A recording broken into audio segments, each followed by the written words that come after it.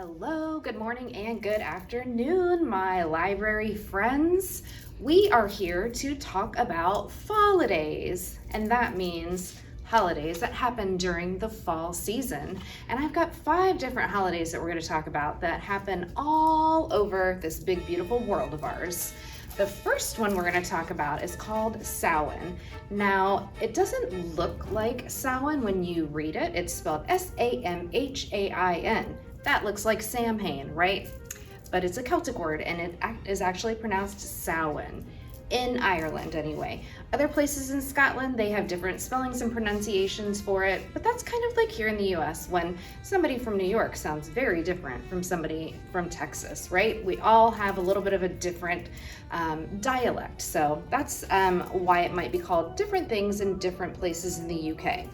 It happens usually right around October 31st, and it is the origin of how we celebrate Halloween here in the United States. It started off many years ago. It's one of the 4 major Celtic holidays, and that, along with the holiday called Beltane, it is believed that the boundary or the barrier between living people and spirits is at its weakest, so the spirits can come on through and visit their families. So a lot of Celts have huge celebrations. They make large dinners and they leave empty seats at their tables so that the spirits of their ancestors can come sit down and have a conversation with them during that holiday, and it's really kind of fun, and it is definitely a celebration of life, not a celebration of death. So other than that, other things that happen, of course, there is the origin of why we wear costumes on Halloween. They did not call them costumes, they called it mumming or guising, as in disguising, and the idea was to dress up as a spirit, so you were thought to be a spirit and therefore protected. So that is one of the reasons why we dress up. And it also is the origin of trick-or-treating. They did not call it that, they called it bribes. They had very harsh winters, and oftentimes their livestock, their animals, didn't get enough to eat, or other, harsh elements would affect them. So they thought if they bribed the spirits with good things to eat, they would keep them and their livestock and all of their farms and crops safe over the winter season. So that's where we get treats from. And another thing that you probably recognize during this time of year are jack-o'-lanterns, and they definitely originated during Samhain. Although they didn't always use pumpkins, sometimes they didn't have those, and they would use turnips or other types of gourds or squashes. Sometimes they were very small jack-o'-lanterns. Another tradition was bobbing for apples, which if you've been to a Halloween party, maybe you have done that. Apples are obviously very symbolic throughout all time, going back to the Bible to modern days, but there was a celebration that the Romans would have called Pomona. It was a goddess of life, and when you would bob for the apples at these celebrations, it would determine who would be the next to marry. Sort of like how we throw a bouquet at weddings here in our culture.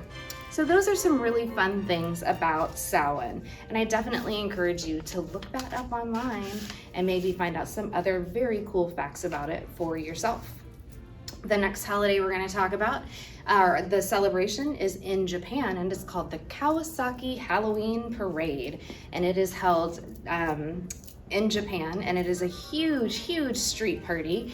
They have a route. The parade runs about 1.5 kilometers outside of a train station and a shopping district.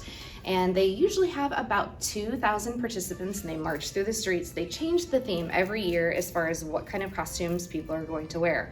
And it's a celebration for everyone. There's an adult parade and there's a kids parade, and they have lots of bouncy houses and DJs playing live music, and there's dance parties. And if for some reason you're not into all that, they also show horror films, which is really awesome. So that is a great holiday, and not only is it fun, but the winning costume wins 500,000 yen, and that's a lot of money. This is a really fun one. Some of the costumes that I saw when I was researching this were amazing, so definitely check those out next time you're on the internet. We are now going to talk about a beautiful holiday that is celebrated in Thailand called Loi Krathong. And what that means, Loi means basket, no. Loi means float, and Krathong means basket. Sorry about that.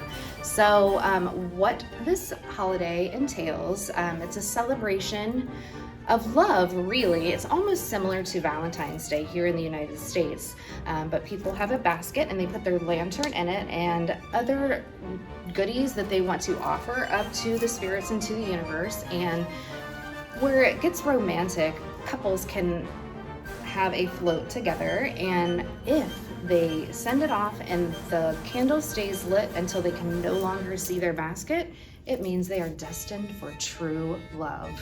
So that's kind of a cool thing, and it also carries away bad energy. So anything that has happened to you over the past year, you can think about it, put it in that basket, light your candle, and send it on its way.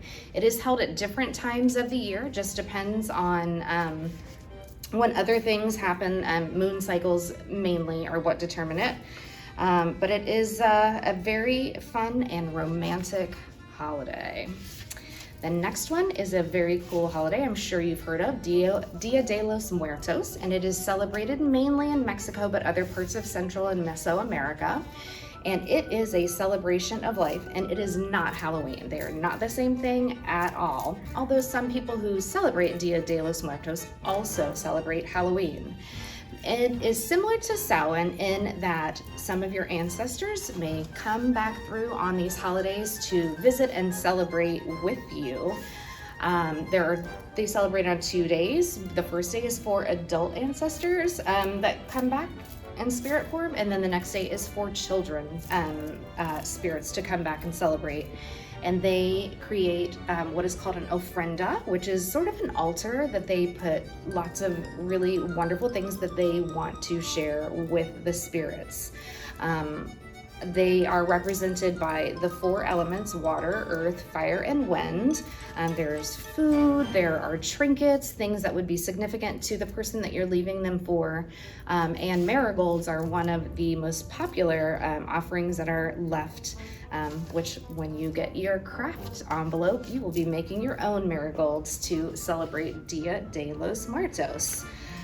Is seen as a humorous holiday as well. It's one thing that was very important to the people who were celebrating it, is to not think of it as a sad or scary holiday, but to interject as much humor as possible. There are some really, really cool dances, and I'm sure you've seen the skeletons and the sugar skulls, and they look like they're dancing and having a really good time. So it is definitely a fun celebration of life. And our last holiday we're going to talk about is Oktoberfest. It is October, and I definitely tapped into my German roots when I was learning about this one.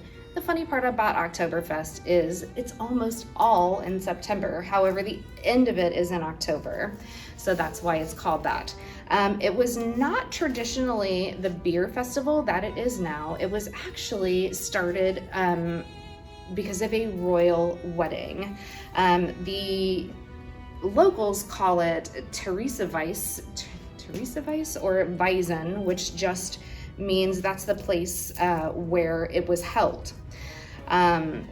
There's some really fun things that happen at this holiday. Of course, they make lots of beer, and the grown-ups definitely enjoy that, but this is a fun festival for children as well. There's lots of games and prizes that can be won, all kinds of really cool things.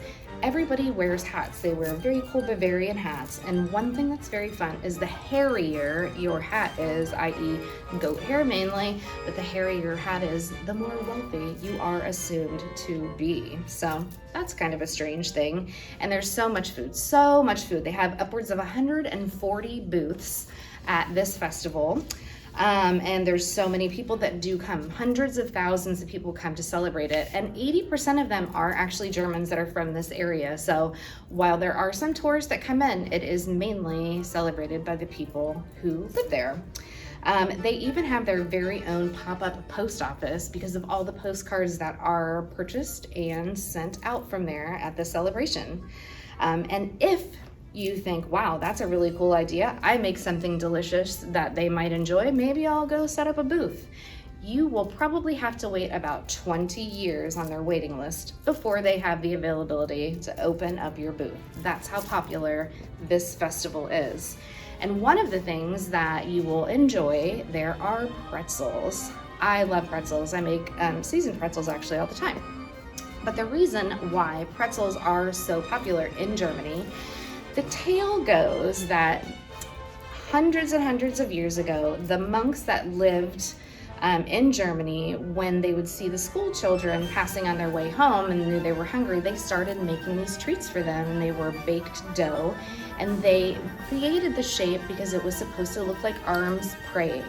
So it is seen as a symbol of good luck and eternal love. So that's just another reason to love pretzels.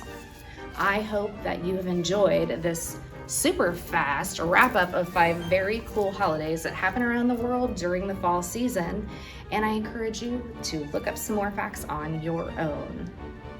Have a great holiday season, and we will see you soon at the Maitland Public Library.